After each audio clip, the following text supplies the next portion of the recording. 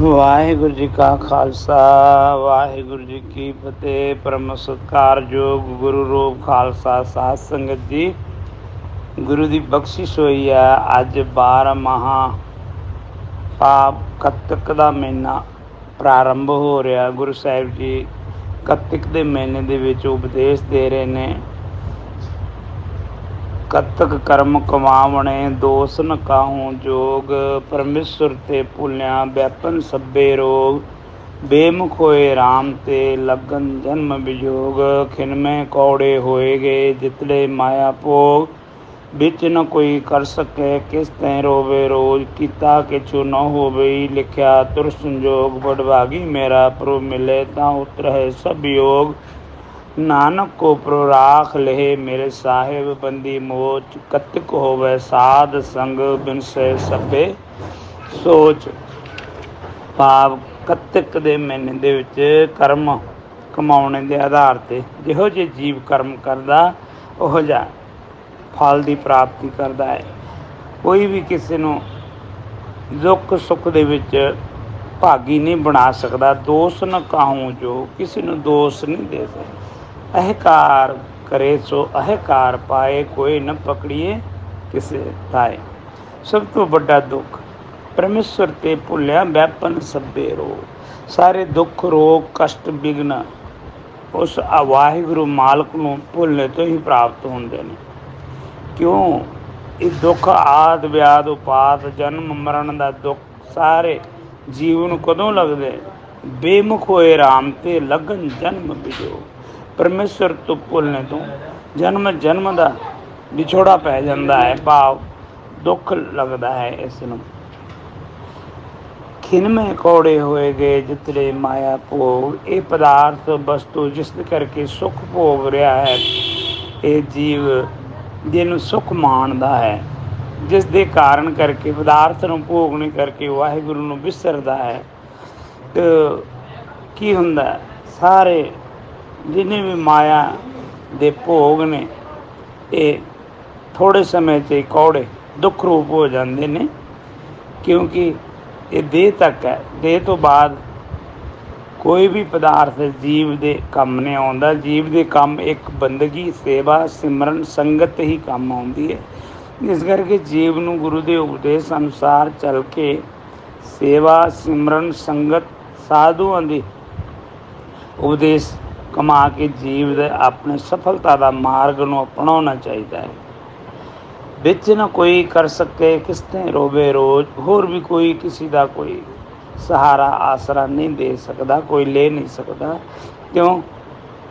ਕੋਈ ਵੀ ਆਪਣੇ ਆਪਣੇ ਕੀਤੇ ਹੋਏ ਕਰਮਾਂ ਅਨੁਸਾਰ ਜਿਹਾ ਵੀ ਉਹ ਤਿਹਾ ਫਲ ਪਾਇਆ। ਇਹ ਘਰ ਕਹਿ ਰਹੇ ਸੋ ਇਹ ਘਰ ਪਾਏ, ਨ ਕੋਈ ਨ ਪਕੜੀਏ ਕਿਸੇ ਥਾਏ। ਮਾਂ ਬਾਪ ਅਨੁਸਾਰ ਹੋਰ ਰੋ ਕੇ ਤਰਲੇ ਮਾਰ ਕੇ ਵੀ ਕੁਛ ਨਹੀਂ ਬਣਦਾ ਹੈ। ਇਸ ਕਰਕੇ ਜੀਵ ਨੂੰ ਸੰਗਤ ਸੇਵਾ ਸਿਮਰਨ ਕਰਕੇ ਹੀ ਆਪਣੇ ਜੀਵ ਦੀ ਕਲਿਆਣਤਾ ਦੁੱਖ ਦਾ ਛੁਟਕਾਰਾ ਜੀਵ ਪਾ ਸਕਦਾ ਹੈ।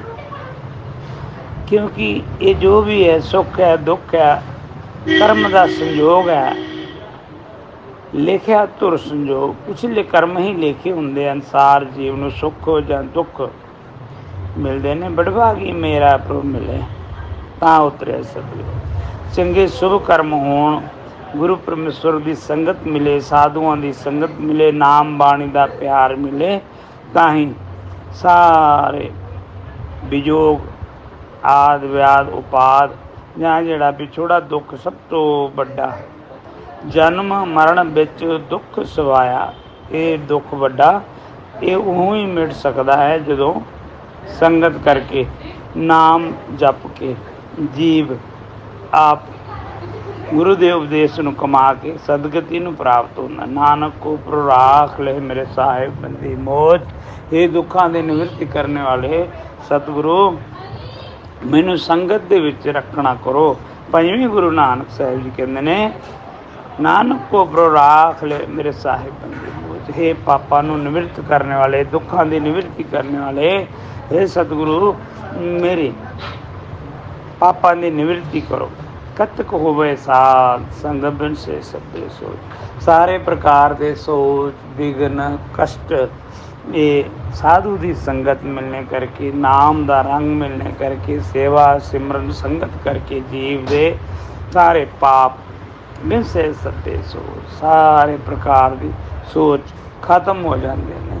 शुभ कर्म उदय होंगे ने, जिस करके भई प्राप्त मानुक त्योरिया, गोविंद मिलन की यह तेरी बरिया। इस गल नूं जीव समझ सकता है। यहाँ काट चलो हर लाहा, अगे बसन सुहेला। जिस करके प्राणी तू आया लाहा लैन, लगा के तुको पकड़े सब मुक्ति चली रैन। ਇਹੋ ਜਿਹੇ ਗੁਰੂ ਦੇ ਉਪਦੇਸ਼ ਨੂੰ ਹਿਰਦੇ ਦੇ ਵਿੱਚ ਧਾਰਨ ਕਰਕੇ ਜੀਵ ਬੰਦਗੀ ਦੇ ਜ਼ਰੀਏ ਗੁਰੂ ਦੇ ਉਪਦੇਸ਼ ਨੂੰ ਕਮਾ ਕੇ ਇਹ ਮਨੁੱਖ ਤਨ ਦੀ ਸਫਲਤਾ ਕਰ ਸਕਦਾ ਹੈ। 184 ਜੋਨ ਤੋਂ ਪਾਰ ਉਤਾਰਾ ਹੋ ਸਕਦਾ ਹੈ, ਸਾਰੇ ਦੁੱਖਾਂ ਦੀ ਨਿਵਰਤੀ ਕਰ ਸਕਦਾ ਹੈ। ਇਸ ਕਰਕੇ ਜੀਵ ਨੂੰ ਹਰ ਸਮੇਂ ਸੇਵਾ ਸਿਮਰਨ ਸੰਗਤ ਦੇ ਨਿਰੰਤਰ ਅਭਿਆਸ करना चाहिए। ताही गुरु की खुशी जीवन की सफलता का मार्ग प्राप्त हो सकता है। कार्तिक के महीने के विच ओही शुभ कर्मा वाला है जिन्होंने संगत की प्राप्ति हुई, गुरु की प्राप्ति हुई, जिन्होंने सत मार्ग मिलिया, वो अपना भवजल संसार तो पार उतारा हो जाता है। नहीं ये संसार दुख रूप है। इस करके मन परदेसी सब देश पराया। ये पराए देश दे विच क्योंकि गुरु साहिब जी बार जीवन नूं समझाउण वास्ते उपदेश यही दिंदे ने, माया हर आप अमोलक मुल न पाया जाए, मुल न पाए किसे बिटो रहे लोग बिल्लाए। अमोलक परमात्मा का नाम है, उन्होंने जिस करके प्राप्त करे। ऐसा सतगुरु जे मिले इसनों सिर सौंपे। यहो जिन गुरु नूं अपने सिर सौंप दिए, तन मन धन संप गुरु को हुक्म मन्ने पाइए। हुक्म किया इको नाम हुक्म है, नानक सतगुरु दिया बुझाए दियो। हुक्म मन्ने होवे प्रवान तो खसे में का महल पाए सी। हुक्म किया गुरु दे बख्शे हुए नाम की अभ्यास कमाई करना ही अपने स्वयं स्वरूप की लखता पछाण खोज करना ही शुभ मार्ग है। बाप गुरु का आग्या है। गुरु साहिब जी ने ज्ञान उपदेश द्वारा जीव नूं एकमिकता दे विच पहुँचाने की कोशिश, जिग्यासु रूप भाव जीव नूं एकता ਦੇ ਵਿੱਚ ਲੈ ਜਾਣ ਵਾਸਤੇ ਉਪਦੇਸ਼ ਬਖਸ਼ਿਸ਼ ਕਰ ਰਹੇ ਨੇ। ਕੱਤਕ ਦੇ ਮਹੀਨੇ ਦੇ ਉਪਦੇਸ਼ ਨੂੰ ਹਿਰਦੇ ਦੇ ਵਿੱਚ ਧਾਰਨ ਕਰਕੇ ਜੀਵਨ ਨੂੰ ਸਫਲ ਕਰ ਸਕੀਏ। ਅਨੇਕਾਂ ਪ੍ਰਕਾਰ ਭੁੱਲ ਚੁੱਕ ਗਲਤੀ ਮਾਫ, ਅਸਲੀਅਤ ਬੰਦਗੀ ਕਰ ਬੰਦੇ ਤੂੰ ਬੰਦਗੀ ਜਿੱਚਰ ਕਟ ਮੈਂ ਸਾਹੋ। ਇਸ ਕਰਕੇ ਬੰਦਗੀ ਦੇ ਨਾਲ ਜੋੜਨਾ ਹੀ ਸਰਵ ਸ੍ਰਿਸ਼ਟ ਉੱਤਮ ਕਰਮ ਹੈ। इस करके शुभ कर्म दे विच जुड़ जाइए। संसार पदार्थ माया वस्तु खिन भंगर है। सच चित आनंद स्वरूप दे विच एक मन नूं जोड़ के अपने आप स्वय स्वरूप की लक्ष्यता करना ही जीवन का सफलता का मार्ग है। इतनी सेवा प्रवान करनी। वाहिगुरु जी का खालसा, वाहिगुरु जी की फतेह।